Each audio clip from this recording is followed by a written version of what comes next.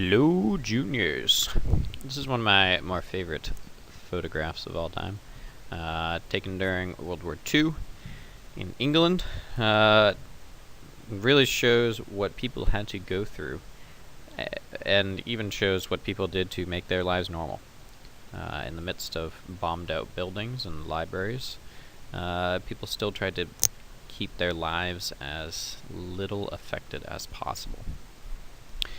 And that's what we're going to look at today, is this war in Europe, about really what's going on.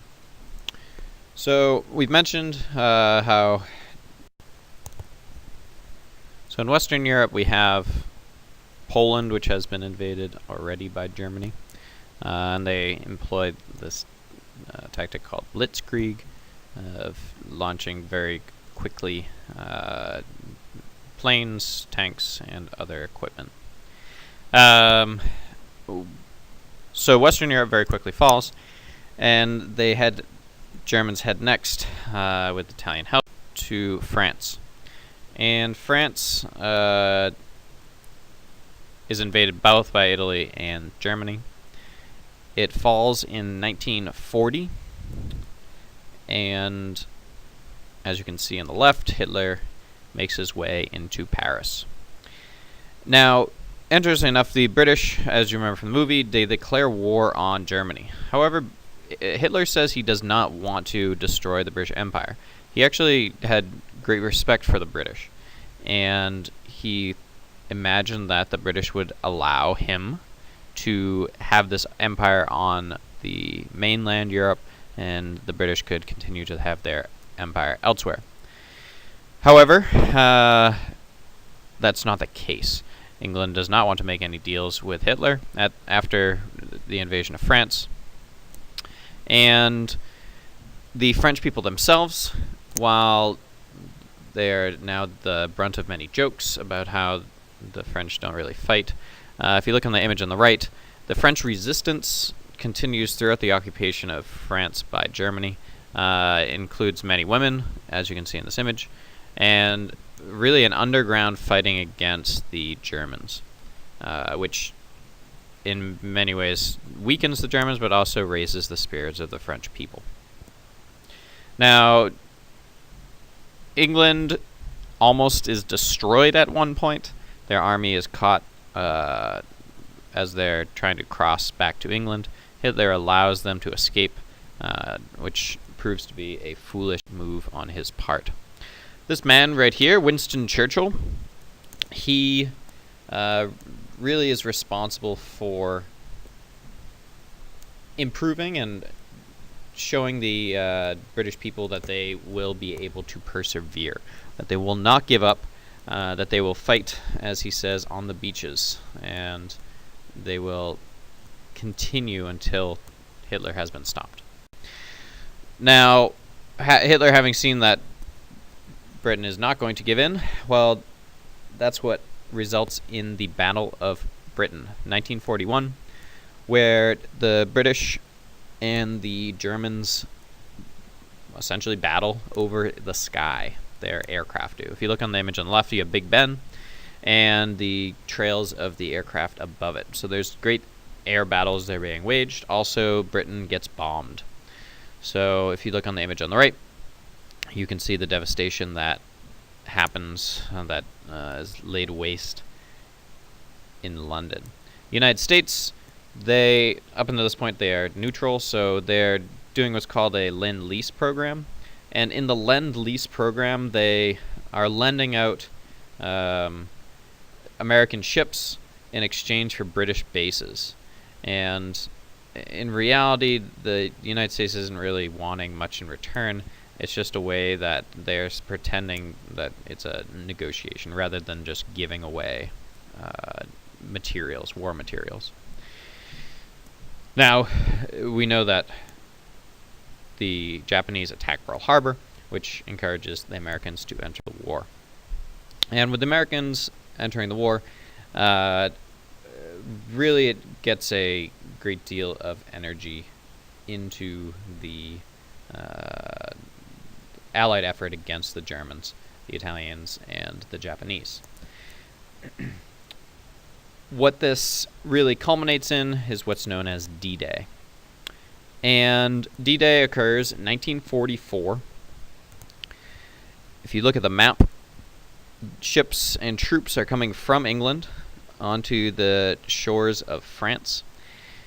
And it is one of the largest coordinated really invasions or efforts of humanity that the world had ever seen. And on D-Day, just to give you some numbers, there are troops from a number of countries. So we have United Kingdom, United States, Canada, Australia, Belgium. We have a total of 156,000 Allied troops going against approximately 50,000 German troops. Germans knew that this invasion was going to come. They had fortified the land, but it's a incredible day. The images, there's photographs, as you can see and we'll see, from that day. And really, it's these amphibious crafts that can go on land and water, dropping men off. Running through the ocean, they're getting shot at, even as these photos are being taken. If you look up in the background of this image, you can see the high cliffs there, and the Germans had positioned these fortified bunkers on top, which they were just shooting down onto the beaches at the invading Allied troops.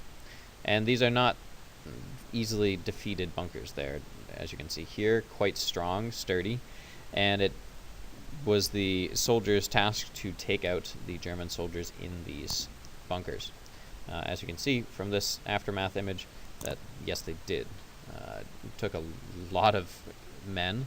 There was approximately 10,000 casualties that day, with 4,400 confirmed dead of the Allied troops, and Germans suffered 4,000 to 9,000 casualties.